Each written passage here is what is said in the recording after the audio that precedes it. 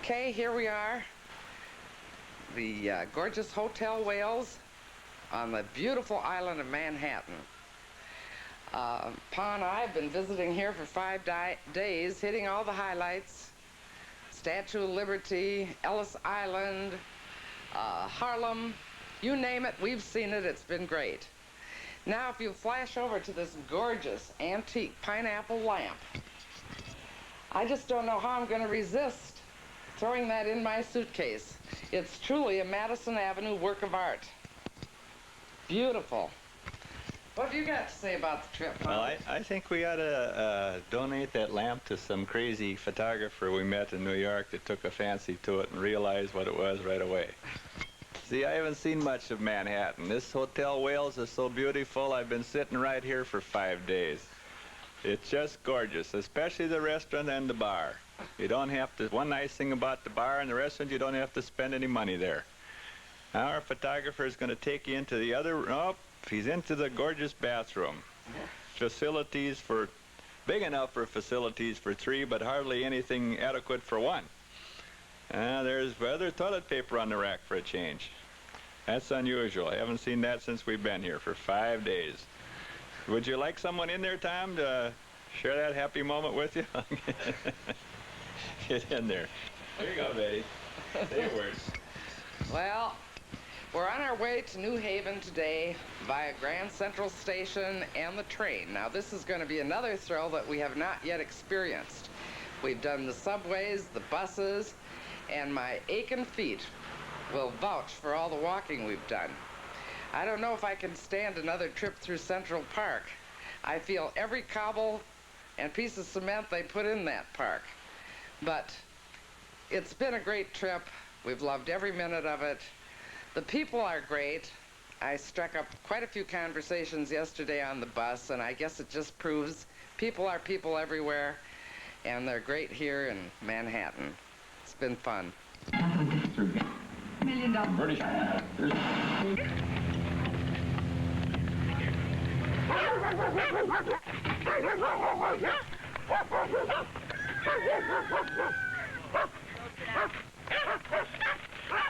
Hi. How are you? Could you give us your name, please? Yes, Dorothy Gagnon. And could you explain your situation? Why are you living on this premises like this? Well, it's a long story. It's 26 years long, and I'm fighting City Hall. Uh-huh. And I've just about won, because 1 more year from now, I'll own this park.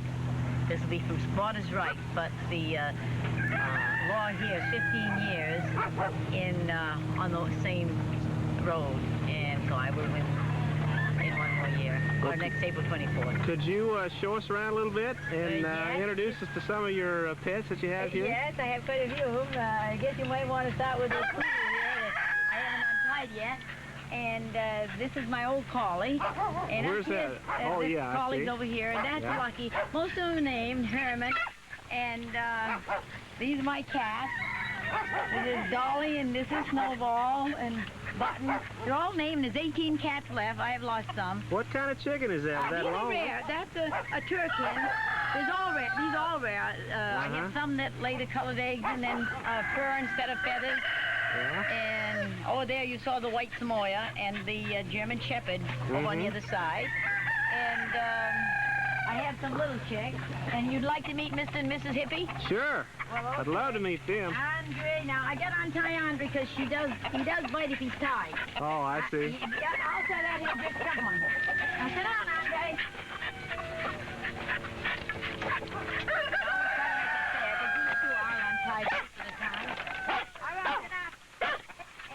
This is the place I like. This is away from the cat. I just built this a couple, 3 weeks ago. Because the cats want to eat every time I want to eat, and they're right in. This is the stuff. I work for the Council on Aging, so they give me their food now. This is where I live. I live in a tin shed, and then I have this little hallway, which is all you can see. It's all my clothes in there right now. Because as I use them every day, I just stack them here because I know they got to be washed. Yeah. Outside that, I keep them out in there. Yeah, it looks pretty cozy in there. Is it warm? It's not, well, it could be warmer, but at least I was luckier than Buffalo and all those this past winter. At least I get up to 25 most of the time and higher than that at times. These are the rare birds also, but these are the, as you see this little one down here, it's fur instead of feathers. Yeah? Yeah. Fur instead of feathers? Yes. I think Now, this one here. Tommy, this one likes to take my hat off. This is Tommy. Oh, yeah? Tommy loves to take hats off. Well, there's a little fur one. She's going in. That's Topsy. That's the only one I got left. Between the people taking them and come on, Top. Topsy. People take your chickens? Oh, yeah. The chicks and my... Come on, Top. My eggs plus the... Come on, Topsy. Oh, Topsy. These are beautiful birds. Oh, yeah. Oh. Beautiful birds. Yes, they are. They're real. And it's caught here. Seen all the things. This is going to have a new fence. I have it, but I haven't had time. Topsy, come over. Topsy. Oh, I can't chase you back there. You know I can't. Well, they're elusive, aren't they? She'll be coming back out, though, because she's going to get picked on by the roosters, and she'll Yeah? come back out. And the cats don't bother the birds? Oh, they're bothered. I think I have one right here, Snowball. I gave him quite a few lickings. Oh, yeah? Yes, because I think he is after the chickens. This is Tiny, and this here is one of the hippies. That's Frankie. One of the hippies. Yeah. Now this one over I here. don't see anything in there. Oh, right there. Yeah. Yeah. Over here is the Mr. Hippie that was in the Connecticut magazine. But he's got the wives of Frankie, actually. This is one of the wives of Frankie. Uh-huh. And these are what I'm hatching out in there. I'm hatching some of these. And in here. And of course in here, here's some. His 9 little chicks still yet. But Oh, they're yeah. pretty well guarded. Oh, they're cute. Yeah, well, they're vanties. You can see they're going to be small. Well, do you ever slaughter any of your No. chickens for food? Oh, no. No. Just your pets, huh? These are pets, and that's why they're named. In there, there's some, and of course, there's some always in here, and these are mostly running around. And I think that takes about just about everything. I'm still building. This I'm building for my geese. I have geese. I don't know if you saw them. I have geese, and only one duck left. The dog killed my last duck. My little Jill. But this here is ready. All I got, the door's over there waiting. I just got to have a hinge on it, but they can get in anyway, so long as they don't get out. Okay, well... They'll be setting on some of the eggs, so I'll have some more geese, I hope, by fall. Well, I certainly do hope you have luck with your struggle here. Oh, well, I will, because as I went along with the Meals on Wheels van, you notice the difference. People want to shake my hand. They think that I'm the bravest gal in town. Of course, I go before the alderman just about every month and tell them off. In fact, I just left the van off at the Public Works, and Mr. Benedoso said, when I handed him something, we needed an awning. And he said, you're always saying something bad before the alderman. He said, why don't you say something good? He said, you're asking me a favor. I said, I'm not asking you a favor. That van don't belong to me. So it's 2 of one and half of the other. I've got so many on my side. They know I'm going to win. They don't know how. I guess they'd hoping I'd die. But I've already told this last mayor that if anything happens to me, I'm going to make out a will soon. And the children, that they're fighting so hard to keep out of this park, I'm going to put 50 to 100 names on it for this part of my will. And they'll never own it as long as they or me are alive anyway. Well, that's fantastic. I certainly do thank you for your time today. Oh, that's okay. Okay, bye. Bye. Well, she's walking.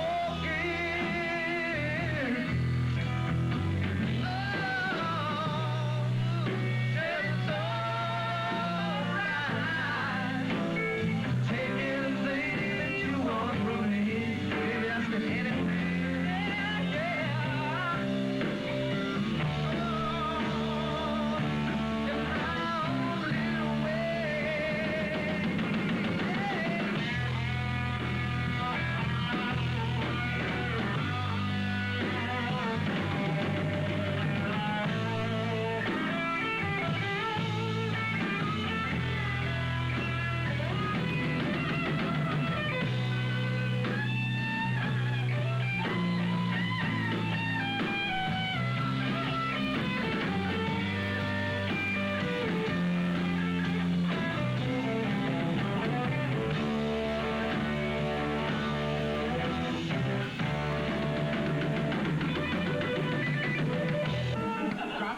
Here in American Express stock.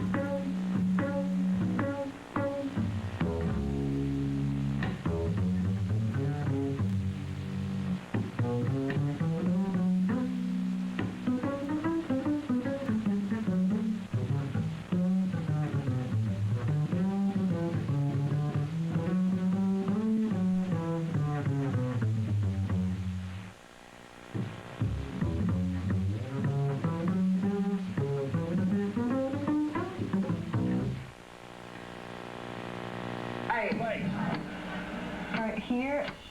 Good afternoon. This is L.T. Beauchamp with your afternoon report on life as I observed it in the last 30 minutes. That figure that you just saw walk in front of you was the Bula. Bula? I'd like to give a demonstration here about something. This little demonstration will pretty well show you what a man must go through in the mornings when getting dressed. As you will note, my shirt is, well, it's open. And you can see. Note, there's meat there. Hear that meat. Solid and firm. Now, I'm going to attempt to button my shirt and put my tie on. A feat which I have been trying to perform for, I'd say, the last 7 or 8 years. Watch this.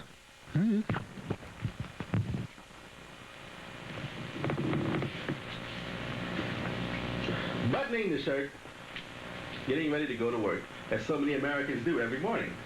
Just getting ready to go. Of course, this button won't stay buttoned. These buttons come unbuttoned as soon as I try to fasten them. Work is such a drag.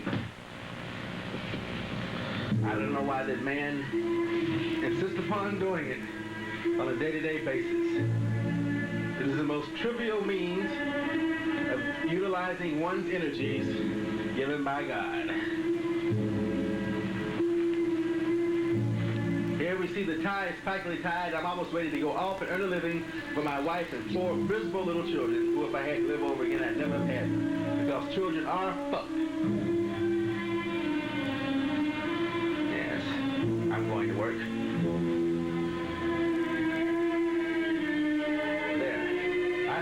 respectable enough to enter any office and work for a living.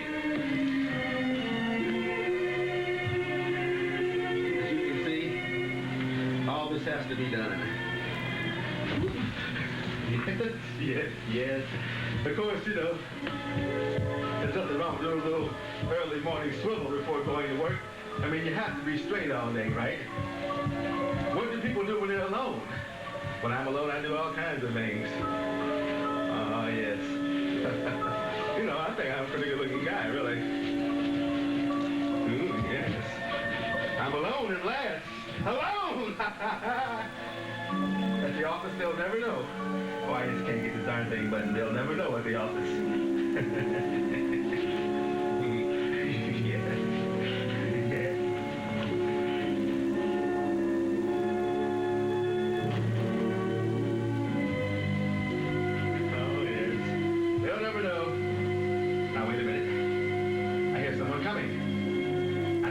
From the carpool.